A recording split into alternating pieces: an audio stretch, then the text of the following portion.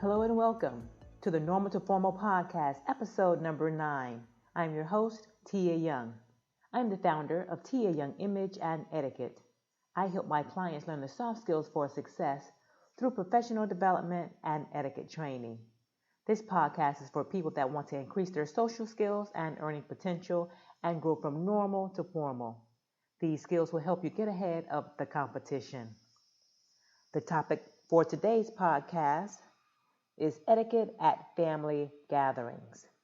And this is actually a chapter in my book, How to Navigate Premium Experiences with Confidence, Your Guide to Social Success. It's in chapter 2. But I want to share a little bit about family gatherings now that we can get out again and socialize with our friends and family. One of my fondest memories growing up was gathering with my family for celebrations, vacations, and most memorable, the historic Sunday dinner. For me, Sunday dinner really began Saturday when I would go shopping with my mother for my mother dear, or better known as Medea for short. Her smothered chicken and rice was my favorite food, but the love and tradition she cemented in our family is what I still carry with me today. Most families observe long-held family traditions that involve heaping plates, lots of hugs, and the occasional rowdy kid. However, family drama can destroy the best laid plans. If it's a 4th of July cookout, Easter dinner, or the wedding of your favorite niece or nephew, the following etiquette rules will help you keep the family tight. The first thing is the invitation. Just like for any special occasion, the invitation is the first step to informing others of the festivities and inviting them to attend. When it comes to family gatherings, invitations are usually informal and distributed through a group text or a phone call. When hosting, include all of your instructions on the invitation or text. Most people will not mind pitching in on the cost of the meat or even bringing a side dish if given enough notice. If you're on the receiving end of the invitation, respond yes or no as early as possible and be clear about how many guests you will be bringing. So make sure the invitation includes the time, the date, the location, the attire, who's hosting or what the occasion is, the RSVP contact information, and then also any special instructions. The second etiquette rule, empty-handed Hannah.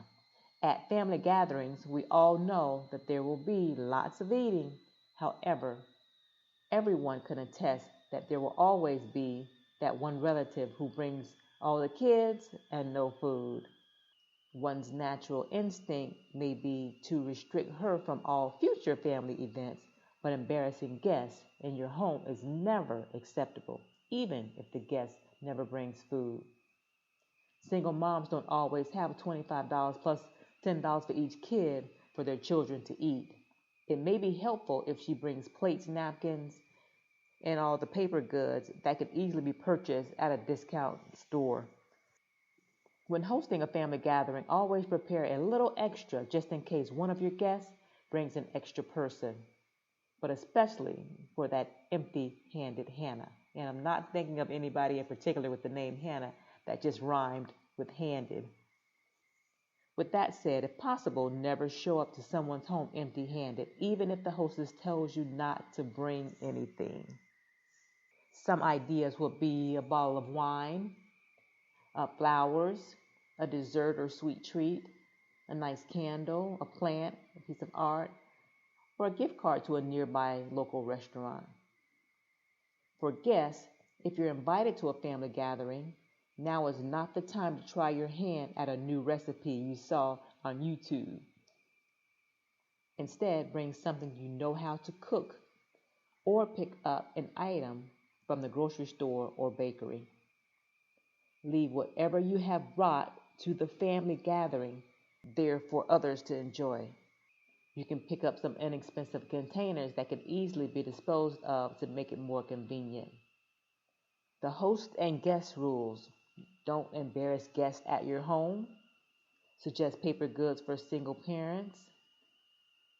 Send your invitation out at least, I'll say 4 to 6 weeks in advance. Include detailed instructions on the invitation and or on the event page on social media. Include your contact information. Now for house rules, every home has house rules that keep the family flowing in peace and harmony. When guests visit, these rules are still in effect. However, they may not be necessarily verbalized all the time. Some house rules apply to everyone's home, while others may be specific to the family's house who is hosting the event.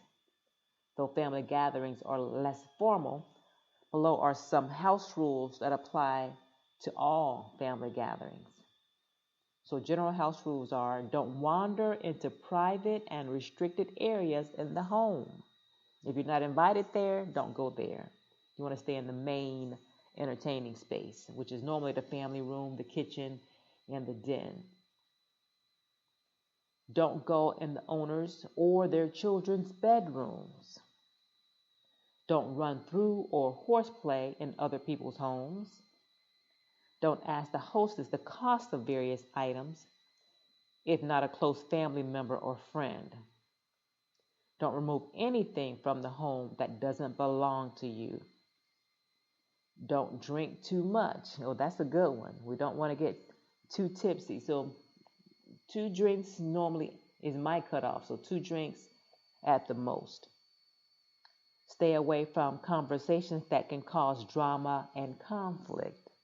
There's always division on certain topics, and that normally is politics and religion because everybody's views are varied, so you don't want to cause a big conversation and conflict. Don't bring extra guests without asking prior permission. So you want to make sure they have enough food before you invite someone else to come along. And don't embarrass anyone in front of family and friends by calling others out of their name or bringing up current or past difficulties. If there's anything going on in the family, no one else needs to know that. So you don't want to bring it up at a family gathering because everyone wants to have a good time. All right, the doggy bag. Often at the end of the night, there's enough food to take a plate home. That's just it, a plate. Filling 3 or 4 plates for your family to have leftovers for the next day is ill-advised.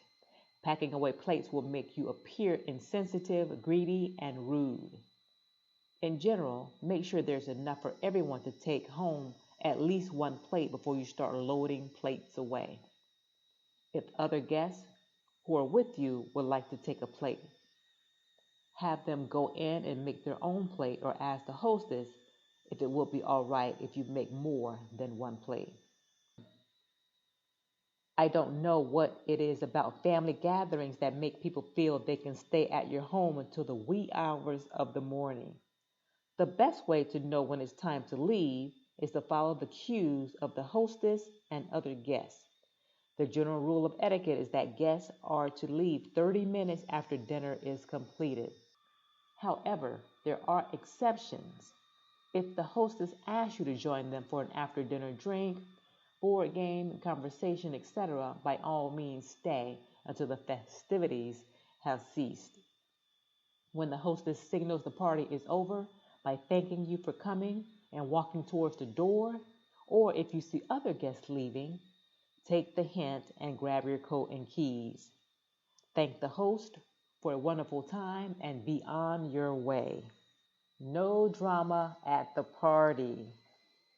When families come together, it's a time for fun and laughter, but on occasion, there can be a misunderstanding between family members or a long-standing family feud that festers. Family secrets and past issues can put a real damper on your family's good time. So discuss any issues with the warring family members before you make the invite. As a general rule, the hostess should never invite 2 family members who are in open conflict. If you would like to invite the embattled family members, speak with them personally to gain assurances about their behavior and a promise not to turn your backyard into a wrestling ring. If you feel there is still a chance of conflict, explain that you want to make sure everyone feels safe and comfortable. While at the party, avoid memories and conversations that can bring down a good vibe. Additional rules like letting the elderly, women, and children eat first are rules that go unsaid. Now that you know the rules of the perfect family gathering, make your next one the very best. Thank you so much for listening to the Normal to Formal podcast today. I hope you learned some valuable tools on the etiquette of family gatherings. Please join me next Monday for another episode on Apple Podcasts and many other podcast platforms. Please subscribe, comment, and share. Follow me at Mrs. Tia Young on Facebook, Twitter, and Instagram, and Mrs. Manners on LinkedIn. I can also be reached on my website, tiayoungimage.com. I'll see you next time. Bye-bye.